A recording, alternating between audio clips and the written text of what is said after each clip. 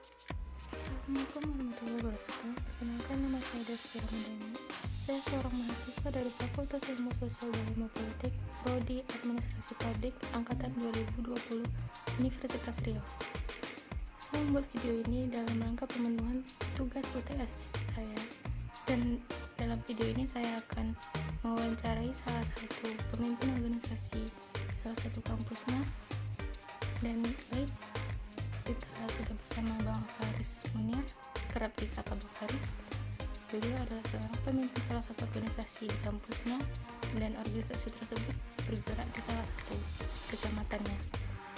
Kepada Bang Faris, kita persilakan waktu dan tempatnya karena beliau juga mempunyai waktu yang cukup singkat untuk kita semua. Baik, tanpa berlama-lama lagi, kepada Bang Faris kita persilakan.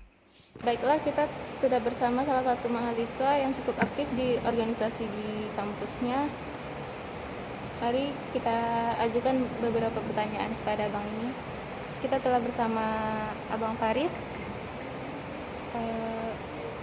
Jadi kita ada beberapa pertanyaan, Bang. Jadi abang aktif di organisasi apa yang abang ikuti sebagai, dan kenapa juga abang terpilih menjadi pemimpin di organisasi tersebut? Oke, baik. Terima kasih saya ucapkan kepada Devi Ramadhani sudah bersedia mewawancarai saya. Jadi organisasi yang saat ini saya pimpin adalah organisasi di luar kampus, yaitu organisasi paguyuban mahasiswa, di mana organisasi paguyuban ini adalah organisasi tempat atau wadah berkumpulnya orang-orang ataupun mahasiswi yang berkuliah di Pekanbaru yang berasal dari kecamatan saya sendiri. Nah, itu di Bangko Pusako, Kabupaten Rokan Hilir. Nama organisasinya itu IPMKBP Pekanbaru atau Ikatan Pelajar Mahasiswa Kecamatan Bangko Pusako Pekanbaru. Nah, alhamdulillah saya terpilih, dipercayakan kawan-kawan, diamanahkan menjadi Ketua Umum IPMKBP Pekanbaru berdasarkan hasil dari musyawarah. Nah, jadi seperti itu. Selama abang sudah menjabat sebagai pemimpin, ada kendala apa aja yang udah pernah abang alami sebagai pemimpin di organisasi tersebut? Ya, tentunya dalam sebuah organisasi, apa ditambah lagi organisasi ini bukanlah organisasi yang berasal dari dalam kampus, yang pertama itu yang memiliki anggaran. Nah, pertama anggaran, yang kedua memiliki ataupun di bawah naungan kampus. Nah, organisasi paguyuban ini tersendiri ini merupakan organisasi yang kalau di tingkat kecamatan ia tidak memiliki anggaran yang jelas seperti itu. Ada anggaran yang kita dapatkan setiap tahunnya dari organisasi paguyuban kabupaten, tapi itu tergantung lagi di kabupatennya begitu. Nah, jadi kalau kendala sudah pasti ada. Dalam sebuah organisasi ini terkait juga tidak hanya anggaran, tapi terkait juga masalah komunikasi kita, kemudian itu semangat dan aktifnya kawan-kawan kita selaku pengurus. Nah, ini juga merupakan salah satu kendala. Namun kita sebagai ketua, sebagai pemimpin, kita harus pandai, kita harus bijak, kita harus jeli, dan kita harus kreatif. Bagaimana caranya menyelesaikan permasalahan-permasalahan yang ada, seperti masalah komunikasi, seperti masalah-masalah anggaran, masalah-masalah keaktifan kawan-kawan. Nah, ini merupakan kendala yang biasa dialami di dalam sebuah organisasi. Jadi menurut saya kendalanya ya di situ. Pertama anggaran, yang kedua komunikasi, yang ketiga keaktifan daripada kawan-kawan. Nah, kalau misalnya abang sedang rapat nih, terus mengajukan, maksudnya membuat keputusan. Nah, ada salah satu di antara anggota abang tuh ada yang nggak setuju dengan pendapat abang. Itu gimana respon abang dan menanggapinya gimana gitu? Ya, ini sangat sering terjadi di organisasi saya. Nah, ketika rapat, ketika kita ingin mengambil sebuah keputusan, nah ini kan juga berdasarkan musyawarah. Saya selalu terapkan ketika mengambil sebuah keputusan, saya selalu bermusyawarah dengan kawan-kawan pengurus inti. Nah, ketika ini bertolak belakang dengan kawan-kawan, ada salah satu ataupun beberapa orang yang kontra terhadap keputusan ini, nah, saya selalu berikan mereka sebuah pengertian. Nah, jadi kita berikan mereka pengertian karena memang musyawarah ini telah disepakati oleh mungkin 75% dari seluruh pengurusan itu menyetujui keputusan ini. Nah, berarti ada 25% lagi yang tidak menyetujui. Nah, ini yang harus kita berikan pengertian, gambaran, rasionalisasinya. Nah, sehingga dia bisa menerima keputusan ini. Ini sangat sering terjadi karena dinamika di dalam sebuah organisasi ini memang sangat diperlukan. Nah, ketika ada pro dan kontra, berarti dinamika di dalam sebuah organisasi ini berjalan. Nah, berarti kawan-kawan ini juga punya sifat ataupun jiwa kritis di dalam kepengurusannya. Nah, ini sangat bagus. Kalau tidak ada dinamika, tidak ada pro dan kontra, berarti tidak ada tantangan, tidak ada kedewasaan dalam sebuah organisasi, tidak ada keaktifan. Nah, ini dia. Kalau saya sangat senang ketika ada kawan-kawan kita yang kontra terhadap keputusan-keputusan yang ada. Nah, ketika sudah ada yang kontra, kita bertanya apa keputusan yang terbaik yang mungkin ada pada dia begitu. Kalau misalnya ada keputusan yang terbaik, mungkin bisa kita pertimbangkan kembali. Kalau memang keputusan dia mungkin kurang tepat, maka kita harus berikan rasionalisasi yang bisa dia terima, sehingga keputusan yang kita telah ambil berdasarkan hasil musyawarah bisa diterima. Seperti itu. Nah, kalau misalnya ada nih salah satu anggota abangku yang melakukan kesalahan dan harus dikenai sanksi gitu. Gimana respon abang menanggapi anggota abang tersebut dan sikap apa yang akan abang ambil? Ya, tentunya kita dalam sebuah organisasi kita memiliki acuan atau panduan, yaitu ADART. ADART ini adalah anggaran dasar dan anggaran rumah tangga. Kita menjalankan roda organisasi berpatokan pada ADART. Terkait juga masalah sanksi, masalah pelanggaran-pelanggaran yang dilakukan oleh kepengurusan. Nah, biasanya kalau ada anggota yang kira-kira melanggar, contohnya tidak datang rapat 3 kali, nah ini patut dipertanyakan. Yang pertama, saya mendekati secara pribadi. Saya cek pribadi kenapa tidak hadir. Kalau misalnya dia tidak merespon saya dengan baik, maka saya harus perintahkan sekretaris saya buat surat peringatan. Nah, kalau dia tidak aktif selama 3 kali berturut-turut, apakah itu datang rapat, apakah itu kegiatan, tidak ada kabar sama sekali, maka kita harus berikan surat peringatan 1, ataupun yang biasa kita kenal dengan SP1. Nah, SP1 ini tidak semata-mata kita langsung berikan dia atau kita berhentikan, tidak. Ini supaya efek teguran. Nah, biasanya saya lebih sering menegur secara lisan, secara langsung, secara pendekatan. Karena menurut saya komunikasi yang baik ini juga menghasilkan sebuah kebijakan ataupun keputusan yang baik. Nah, yang tadinya dia tidak mau aktif, dengan komunikasi kita yang intens, yang baik dengan dia, nah bisa jadi dia akan mau aktif untuk berorganisasi ataupun tidak melanggar aturan-aturan yang ada yang telah kita buat. Jadi kalau saya seperti itu.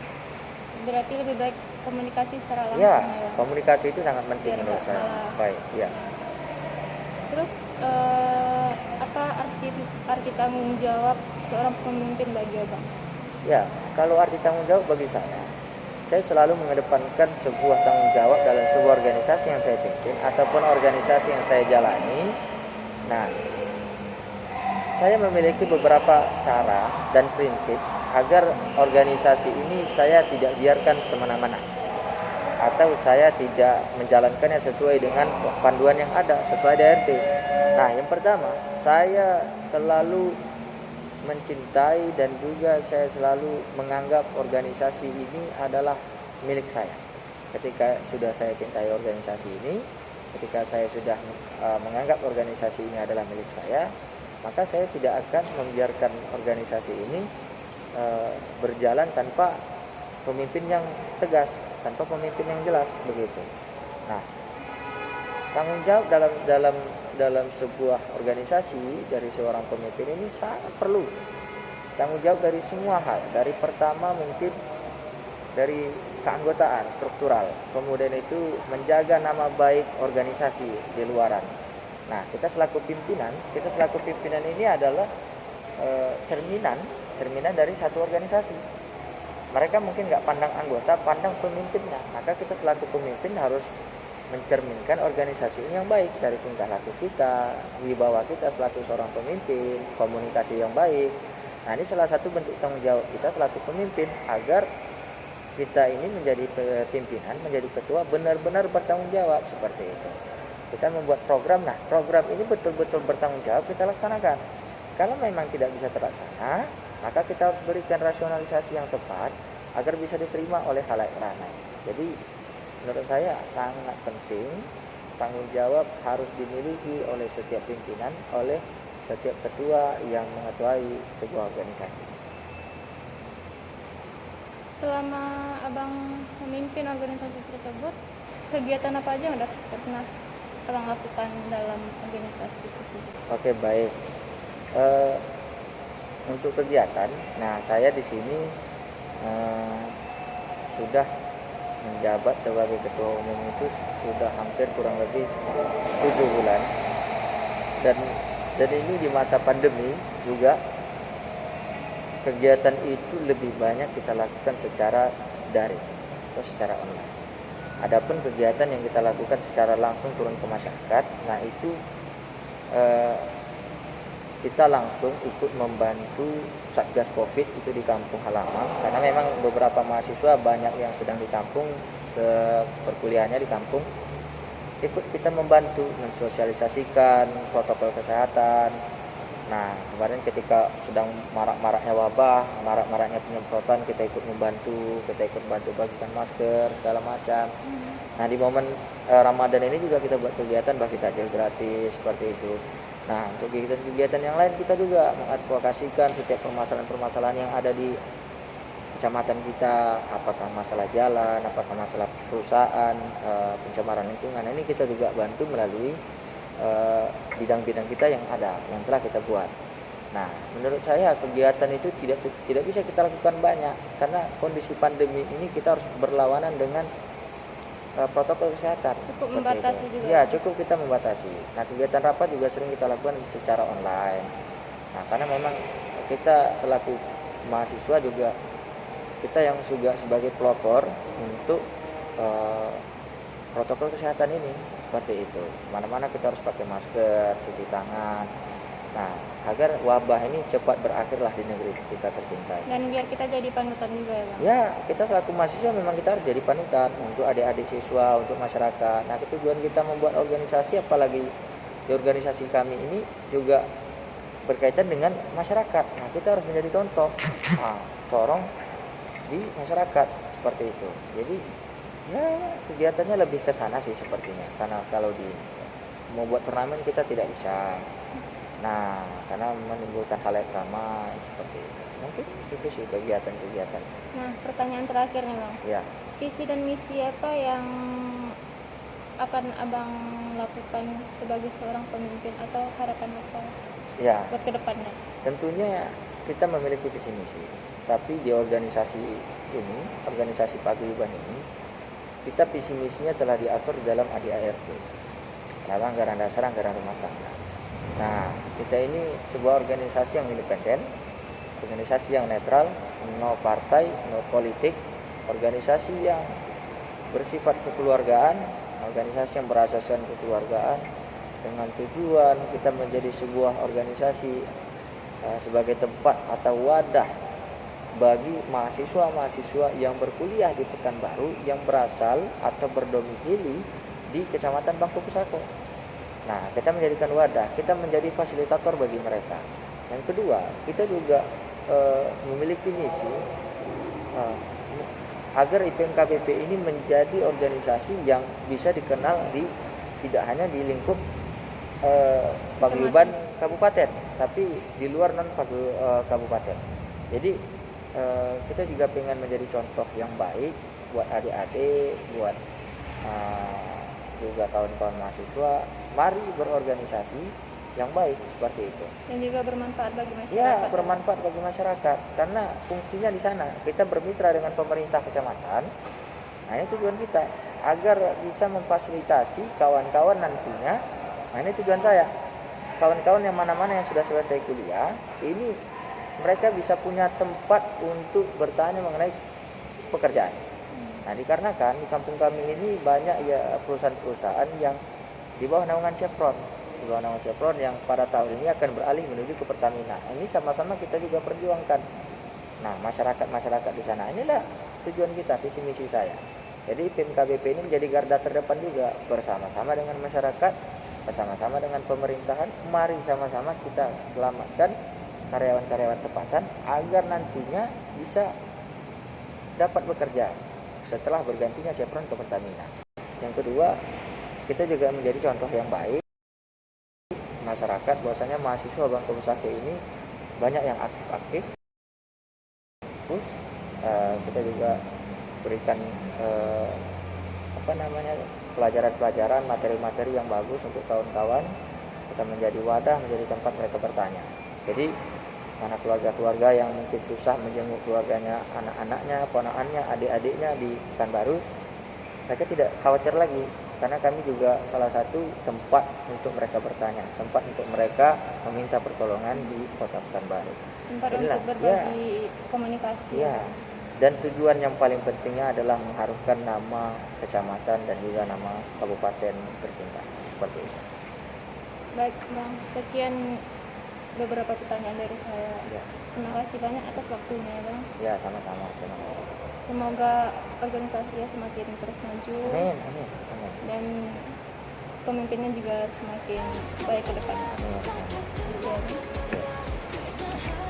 Baiklah, sekian dari wawancara saya dengan Bang Faris. Assalamualaikum warahmatullahi wabarakatuh.